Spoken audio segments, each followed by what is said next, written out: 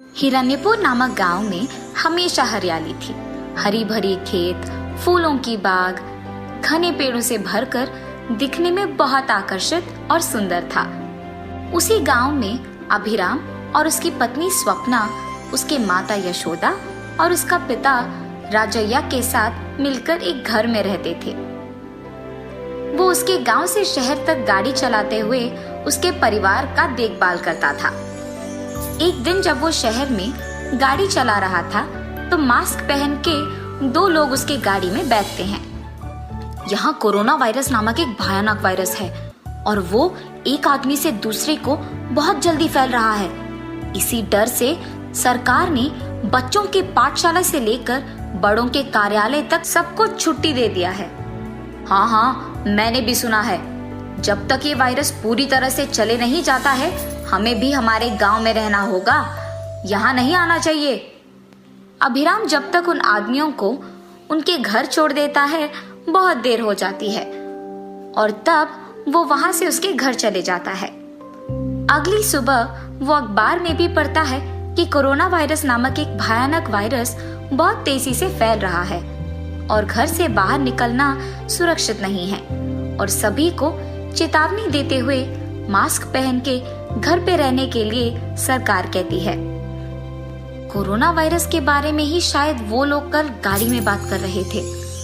अगर घर से बाहर नहीं निकलेंगे तो मास्क पहनने की कोई जरूरत नहीं होगी।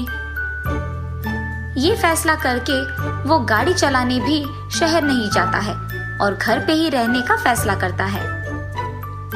उसी गांव से शहर जाकर काम करने वाले कुछ लोगों को ये बात पता चलता है और उसके बाद वो उनके गांव वापस चले जाते हैं। लेकिन उनमें से एक को वायरस होने के कारण उससे एक के बाद एक को ये वायरस फैलता है। इस डर के कारण उस गांव में कोई भी उसके घर से बाहर नहीं निकलता है।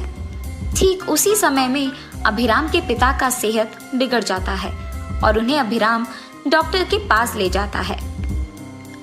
जांच करने के बाद डॉक्टर कहता है कि उनको कोरोना वायरस है और उनका बिना मास्क के बाहर जाने के कारण ही आया है और उनको दवाइयां देते हैं और कहते हैं कि घर के सभी सदस्यों को मास्क पहनना बहुत जरूरी है।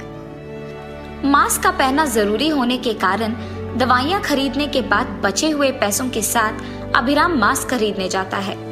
उस सारे गांव में सिर्फ एक दुकान में मास्क मिलते हुए देख वो हैरान हो जाता है। सारे गांव में सिर्फ एक दुकान मास्क बेच रहा है और क्योंकि मास्क पहनना बहुत जरूरी है, मुझे पक्का खरीदना होगा।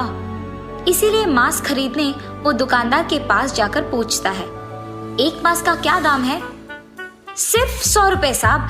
कितने दूं? क्या एक मास्क का दाम 100 रुपए है?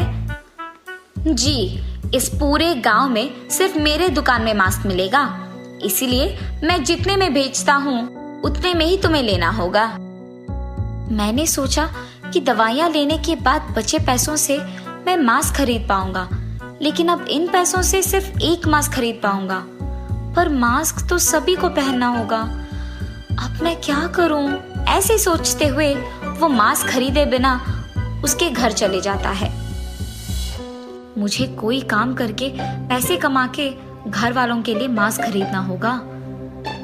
इसी सोच में पड़े हुए वो किसी से बात नहीं करता है और उसे ऐसे देख उसकी बीवी पूछती है, बहुत देर से देख रही हूँ, किस सोच में पड़े हुए हैं आप? मास्क खरीदने मैं दुकान गया आज। और ऐसे वो अपनी बीवी को जो कुछ भी हुआ बताता है। उसकी पति की बातें सुनकर वो सोच में पड़ जाती है। आपको मास्क के बारे में सोचने की कोई जरूरत नहीं है।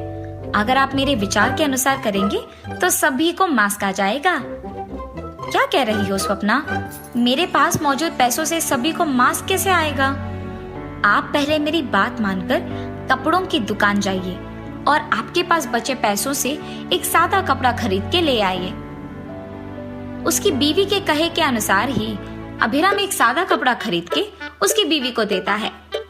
तब स्वप्ना उसके पास मौजूद पुराने कैंची से उस कपड़े को काट के घर में पड़े हुए एक पुराने मशीन को ठीक करके उस पे उस कटे हुए कपड़े को सिला के सबके लिए मास्क बनाती है और बचे हुए कपड़े से कुछ और मास्क बनाकर उसके पति को देती है।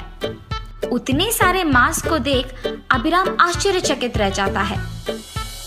अगर 100 रुपए में इतने मास्क बना सकते हैं तो दुकान में एक मास्क का दाम 100 क्यों है? और जो लोग एक मास्क का 100 रुपए नहीं दे सकते हैं उनका क्या हाल होगा?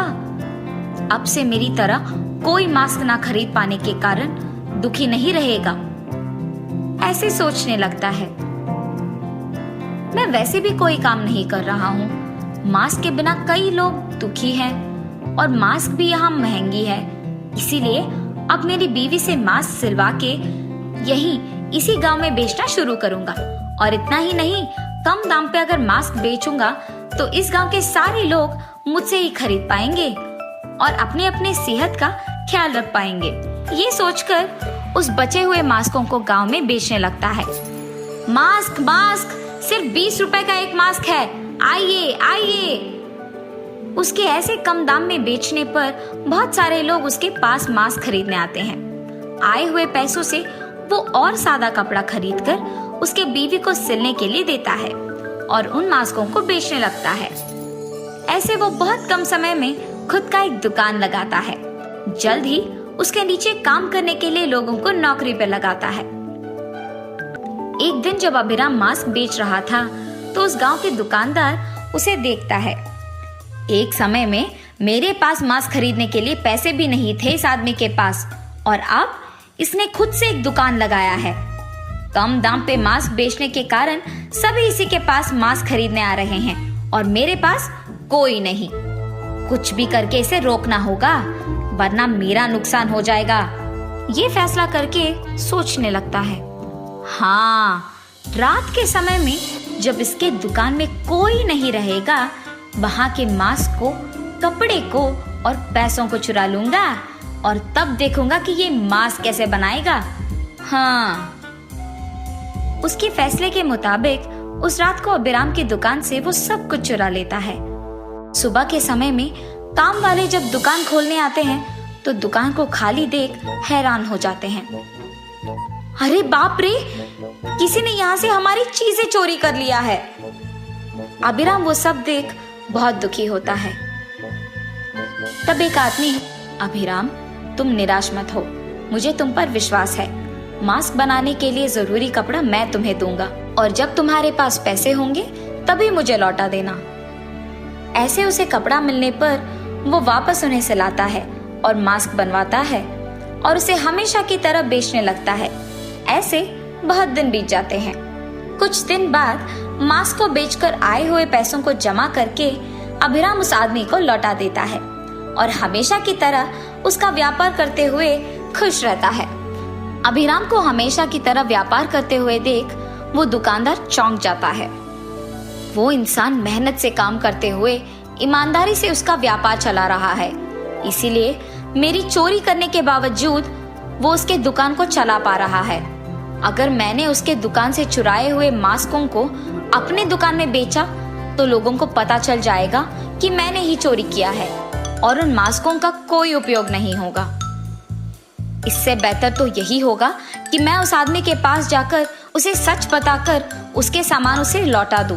तब ये मास्क बेकार में नहीं जाएंगे और अभिराम को भी समझ आएगा कि मैं सुधर गया हूँ। उसके फैसले के मुताबिक दुकानदार अभिराम के पास जाकर उसे सब सच बता देता है और उससे माफी मांगता है और तो और उसके मास्क भी लौटा देता है। अभिराम उसके चुराए हुए मास्क को वापस पाकर बहुत खुश होता है और वो हमेशा की तरह मास्क बनाते हुए उन्हें कम दाम पे बेचते हुए अपने परिवार के साथ खुशी से जीता है।